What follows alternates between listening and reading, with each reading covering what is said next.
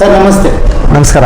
ಈ ದಿನ ನಾನು ಶಿರಸ್ತರರು ಹಾಗೂ ಚುನಾವಣೆ ಅಧಿಕಾರಿಗಳಾದಂತಹ ಪ್ರವೀಣ್ ಫರ್ನಾಂಡಿಸ್ ಅವರ ಹತ್ರ ಬಂದಿದ್ದೀನಿ.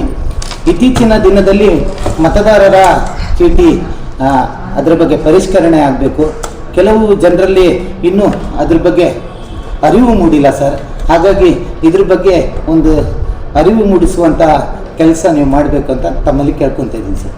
ಸರಿ, ಈಗ ಭಾರತ ಚುನಾವಣಾ ಆಯೋಗ ಏಪ್ರಿಲ್ 1ರಿಂದ ತೀವ್ರ ಪರಿಷ್ಕರಣೆ ಅನ್ನೋ ಒಂದು ವೇಳಾಪಟ್ಟಿಯನ್ನು ನಿಗದಿಪಡಿಸಿದೆ. ಅದಕ್ಕಿಂತ ಮುಂಚೆ ನಾವು ಮತದಾರ ಪಟ್ಟಿಯ ಪೂರ್ವ ಪರಿಷ್ಕರಣೆ ಅಂತ ಹೇಳಿ ಮಾಡ್ತಾ ಇದ್ದೀವಿ. ಇದಕ್ಕೆ ಸಂಬಂಧಪಟ್ಟ ಹಾಗೆ 2025ರ ಮತದಾರರ ಪಟ್ಟಿಯಲ್ಲಿರ್ತಕ್ಕಂತಹ 40 ವರ್ಷ ಮೇಲ್ಪಟ್ಟ ಮತದಾರರು ಈ ಮುಂಚೆ 2002ರಲ್ಲಿ ಯಾವ ಮತಗಟ್ಟೆಯಲ್ಲಿ ಅಥವಾ ಯಾವ ಊರಿನಲ್ಲಿ ಅಥವಾ ಯಾವ ಶಾಲೆಯಲ್ಲಿ ವೋಟ್ ಹಾಕಿದ್ರು ಆ ಶಾಲೆಯಲ್ಲಿ ವೋಟ್ ಹಾಕಿದಂತಹ ಮಾಹಿತಿಯನ್ನು ಈಗಿನ ಮತದಾರರ ಪಟ್ಟಿಯಲ್ಲಿರ್ತಕ್ಕಂತಹ BLOರವರಿಗೆ ಮಾಹಿತಿ ಕೊಡಬೇಕು. ಇವಾಗ ಏನಾಗುತ್ತೆ ಅಂತ ಹೇಳಿದ್ರೆ, ನೀವು 2002ರಲ್ಲಿ ಯಾವ ಮತಗಟ್ಟೆಯಲ್ಲಿ ವಾಸವಾಗಿದ್ದರೆ ಮತ್ತು ಎಲ್ಲಿ ವೋಟ್ ಹಾಕಿದ್ರಿ ಅನ್ನೋ ಮಾಹಿತಿಯನ್ನು ನೀವು ಕೊಟ್ಟಾಗ ನಾವು ಆ ಮತದಾರರಿಗೆ ಮ್ಯಾಪಿಂಗ್ ಅಂತ ಹೇಳಿ ಮಾಡ್ಕೊತೀವಿ. ಆ ನಂತರದಲ್ಲಿ ಅವರ ಮಕ್ಕಳನ್ನು ನಾವು ಪ್ರೊಜನಿ ಅಂತ ಹೇಳಿ ನಾವು ಮಾಡ್ಕೊತೀವಿ. ಅಂದರೆ ಆ ಕುಟುಂಬದ ಸದಸ್ಯರು ಅಂತ ಹೇಳಿ ನಾವು ಮ್ಯಾಪಿಂಗ್ ಮತ್ತು ಪ್ರೊಜನಿ ಅನ್ನೋ ಒಂದು ಕಾನ್ಸೆಪ್ಟನ್ನು ನಾವು ಮಾಡ್ತಾಯಿದ್ದೀವಿ. ಇದಕ್ಕೆ ಸಂಬಂಧಪಟ್ಟ ಹಾಗೆ 14ನೇ ತಾರೀಕು ನಾವು ಸರ್ಕಾರಿ ಉರ್ದು ಹಿರಿಯ ಪ್ರಾಥಮಿಕ ಶಾಲೆ ನುರಾನಿ ಮಸೀದಿ ಪಕ್ಕ ಇಲ್ಲಿ ನಾವು SN ನಗರ ವ್ಯಾಪ್ತಿಯ ಮತದಾರರಿಗೆ ನಾವು ಮ್ಯಾಪಿಂಗ್ ಮತ್ತು ಪ್ರೊಜನಿ ಕಾರ್ಯ ಮಾಡಲಿಕ್ಕೆ ನಾವು ಕ್ಯಾಂಪ್ ಅಂತ ಹಾಕೊಂಡು ಮಾಡ್ತಾಯಿದ್ದೀವಿ. ಅದೇ ರೀತಿ ನಾವು 18ನೇ ತಾರೀಕು ಭೀಮನ್ಕೋಣೆ ರಸ್ತೆ ಗಾಂಧಿನಗರ ವಿಜಯನಗರ ಬೆಳಲ್ಮಕ್ಕಿ ಈ ವ್ಯಾಪ್ತಿಯ ಮತದಾರರಿಗೆ ಶಿವಲಿಂಗಪ್ಪ ಪ್ರೌಢಶಾಲೆ ಸಾಗರ ಇಲ್ಲಿ ನಾವು ಮ್ಯಾಪಿಂಗ್ ಮತ್ತು ಪ್ರೊಜನಿ ಕಾರ್ಯವನ್ನು ಮಾಡ್ತಾಯಿದ್ದೀವಿ.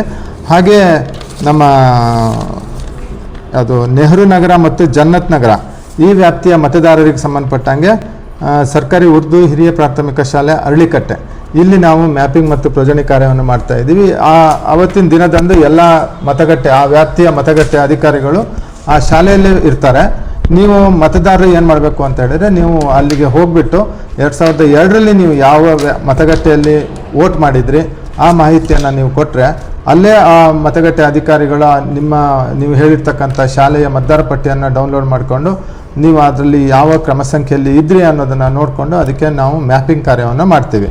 ಹಾಗೆಯೇ ಅದೇ ರೀತಿ ಆ ಕುಟುಂಬದ ಸದಸ್ಯರು ಏನಿದ್ದಾರೆ ಆ ಕುಟುಂಬದ ಸದಸ್ಯರ ಮಾಹಿತಿಯನ್ನು ನೀವು ಕೊಟ್ಟಾಗ ಅವರಿಗೆ ನಾವು ಪ್ರೊಜನಿ ಅಂತ ಹೇಳಿ ಮಾಡ್ತೀವಿ. ಇದು ಮಾಡ್ತಿರೋ ಉದ್ದೇಶ ಏನು ಅಂತ ಹೇಳಿದರೆ, 2002ರಲ್ಲಿ ಈ ಹಿಂದೆ ಭಾರತ ಚುನಾವಣಾ ಆಯೋಗ ಈ ಹಿಂದೆ 2002ರಲ್ಲಿ ಮತದಾರ ಪಟ್ಟಿಯ ಪೂರ್ವ ಪರಿಷ್ಕರಣೆ ಸಮಗ್ರ ಪರಿಷ್ಕರಣೆಯನ್ನು ಮಾಡಿತ್ತು.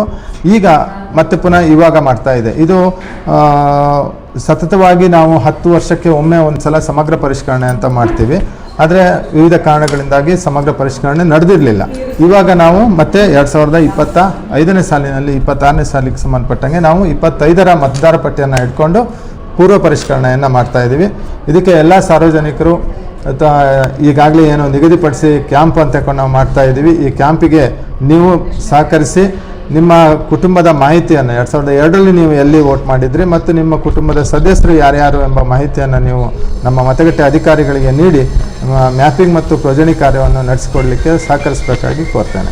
ಸರ್, ಅಕಸ್ಮಾತ್ ಮತದಾರರು ಬರೋಕ್ಕೆ ನಿರಾಸಕ್ತಿ ತೋರಿಸಿದ್ರೆ ಏನಾಗುತ್ತೆ ಸರ್? ಮತದಾರ ಪಟ್ಟಿಯಲ್ಲಿ ನೀವು ಈಗ ಪರಿಷ್ಕರಣೆಗೆ ನೀವು ಸಹಕಾರ ಕೊಡಲಿಲ್ಲ ಅಂತ ಹೇಳಿದರೆ ಮುಂದಿನ ದಿನದಲ್ಲಿ ನಾವು ಯಾರ್ಯಾರು ಮ್ಯಾಪಿಂಗ್ ಮತ್ತು ಪ್ರೊಜನಿ ಆಗಿರಲ್ವೋ ಅಂಥವರಿಗೆ ನಾವು ಒಂದು ನೋಟಿಸನ್ನು ಕೊಡ್ತೀವಿ.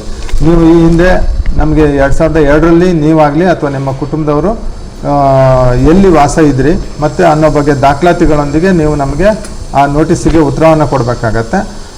ಅಂಥ ಸಂದರ್ಭದಲ್ಲಿ ನೀವು ಮಾಹಿತಿಯನ್ನು ಕೊಟ್ಟಾಗ ನಾವು ನಿಮ್ಮ ಮ್ಯಾಪಿಂಗನ್ನು ಮತ್ತೆ ಮಾಡ್ಕೊತೀವಿ. ನೀವು ಒಮ್ಮೆ ಕೊಡಲಿಲ್ಲ ಅಂತ ಹೇಳಿದಾಗ ನಿಮ್ಮ ಹೆಸರನ್ನು ನಾವು ಮತದಾರ ಪಟ್ಟಿಯಿಂದ ಕೈ ಬಿಡುವಂಥ ಸಾಧ್ಯತೆಗಳಿರ್ತದೆ.